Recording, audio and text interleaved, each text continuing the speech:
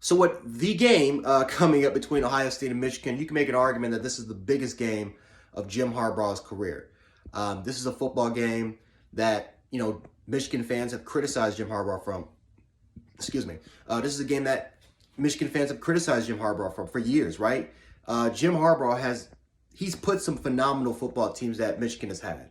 And even before Jim Harbaugh came there, I mean, you had Rich Rodriguez, and they did beat Ohio State in 2011. But remember, that was an Ohio State football team that was 5-7. That was not a good Ohio State football team, and that was the year before Urban Meyer came up. And again, that was the Terrell Pryor type of year where they had suspensions, and I think they had some very terrible violations because of the whole tattoo incident, the whole tattoo and the whole selling autographs and stuff like that incident. But still, Jim Harbaugh has been criticized a lot for not beating Ohio State. And there were times where the division was on the line and Jim Harbaugh still couldn't get it done, right? Remember the Revenge Tour season back in 2017. Back in 2018, where Michigan, for the most part, was on this tour of beating teams that beat them a year prior. And you had this phenomenal defense. They were on pace to be an all-time great defense. And then all of a sudden they ended up playing Ohio State, and Ohio State ended up putting, over 50 or 60 points on them. You look at the 2016 year, where you can make an argument that's Michigan's best team under the Jim Harbaugh era, where everything just clicked for them. They ended up losing. That was a game that they just ended up losing. It was for the division. But you can make an argument that Michigan team could have potentially played for a national championship.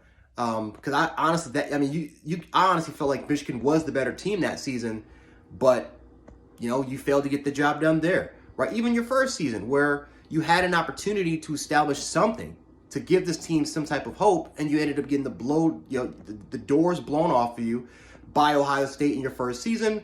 The 2017 year, where Dwayne Haskins came in as a backup starter for JT Barrett and ended up beating Michigan at the Big House.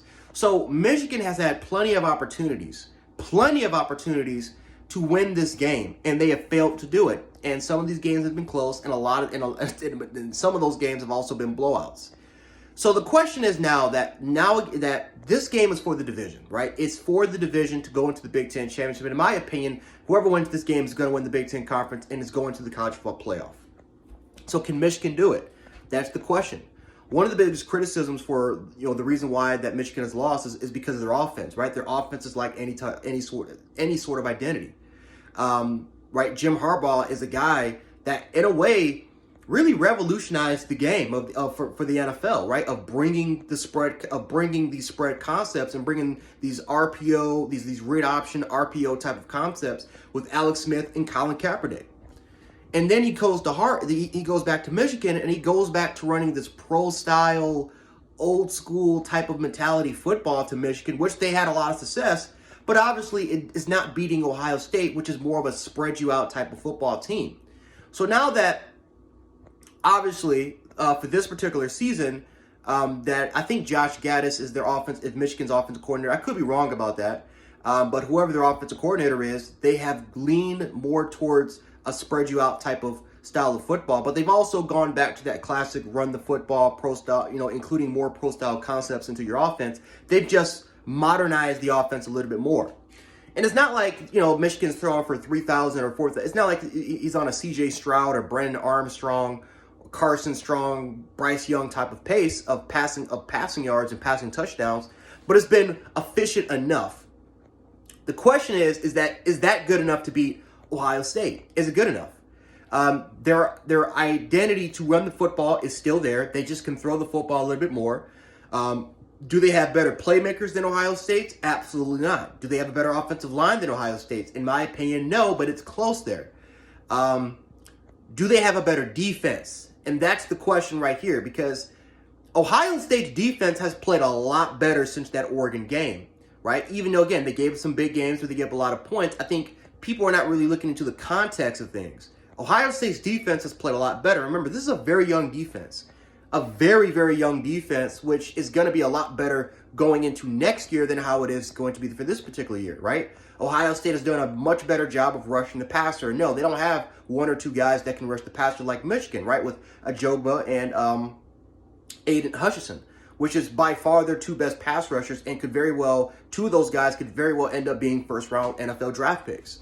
But Michigan really hasn't had a consistent pass rush. They really haven't had a lot of guys that is a huge threat in either the interior or, let's just say, from other type of positions besides the edge rushing positions to get to the quarterback. Ohio State has had plenty of guys, right, with Haskell Garrett. Look at some of their outside pass rushers have been really good. Even some of their middle linebackers there, especially, for example, a guy like Court Williams has done a great job getting to the quarterback. So Ohio State has had a lot of players from various type of positions, whether if it's, defensive schematically or just, or based off their personnel. They found ways to get to the quarterback more than Michigan has.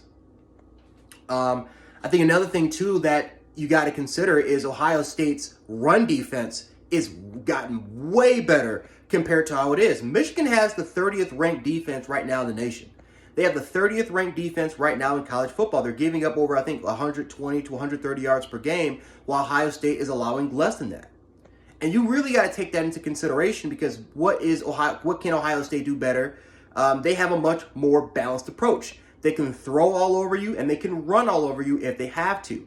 So the fact that for this particular year, and Michigan doesn't really have a lot of weaknesses in their defense, but the biggest weakness so far has been the rush defense. It's not bad, but it's not great. You can make an argument it's above average. And with Trayvon Henderson, with Williams and Master T, you got a three-headed monster with the offensive line that Ohio State has.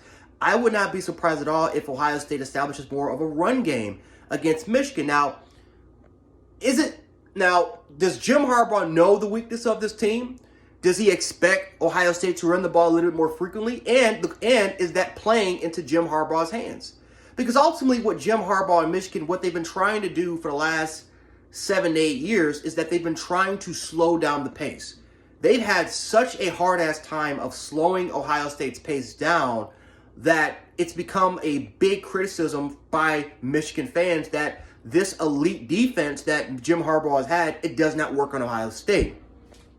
So is it playing into Ohio State's hands if they run the football a little bit more, knowing that Michigan does have a top-tier passing defense? They do have a top-tier pass defense.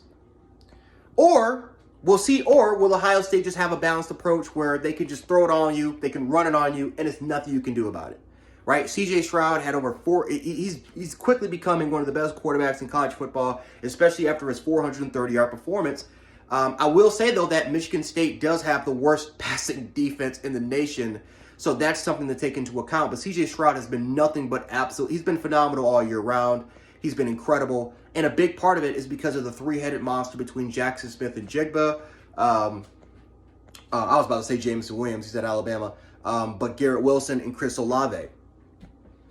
So the biggest thing for Michigan is that, number one, can they slow the pace down for Ohio State? Number two, can Michigan match Ohio State's offensive pace? If Ohio State begins to score, can Michigan get in a shootout with Ohio State? I think those are the top two questions going into this football game. Is number one, can Michigan's defense finally slow down Ohio State's fast-paced offense? Now, or number two, can Michigan match Ohio State if the Buckeyes begin to score a lot of points? Can they get into a shootout? And that's been Michigan's biggest problem. When their defense has let them down, their offense has not stepped up. That's been Michigan's biggest problem for years, close to a decade now. So this is, in my opinion, the biggest game in Jim Harbaugh's career, because even though Jim Harbaugh has had a phenomenal run at Michigan, he's had a great run at Michigan, will he eventually get the Mark Richt treatment, where Mark Richt couldn't beat Florida? Mark Richt couldn't beat Florida where it counted. Mark Richt couldn't beat Alabama when it really counted. And even though Mark Richt was a very successful head coach, he got fired after having a 10-3 or a 10-4 football season, a great football season. But he got fired because he couldn't win the games that mattered. Jim Harbaugh is winning. He's winning a lot of football games. They're 10-1. But at the end of the day, he has never beaten Ohio State ever.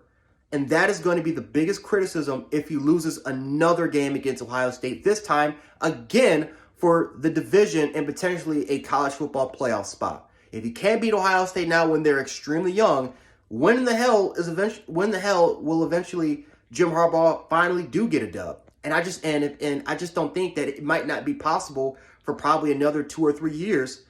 And maybe Michigan's administration might have to consider letting go of Jim Harbaugh.